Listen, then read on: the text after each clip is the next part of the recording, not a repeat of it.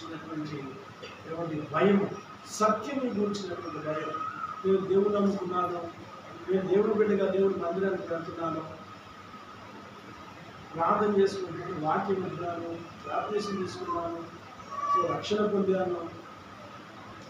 So సత్యంలో నేను నా జీవితాన్ని నడిపించుకుంటున్నానా, సత్యంలో నా యొక్క జీవితాన్ని నేను పట్టుకుంటున్నానా. సో నిష్ప్రయోజనమైనటువంటి ఏమంటే మూల పాఠముల తట్టు, బలహీనమైనటువంటి మూల పాఠముల తట్టు తిరిగి దేవుని బిడ్డలని చెప్పేసి చదవాలంటూ ఇవి కూడా చేసుకుంటూ ఏమంటే వెళితే కనుక నిజంగా చాలా బాధపడాలి.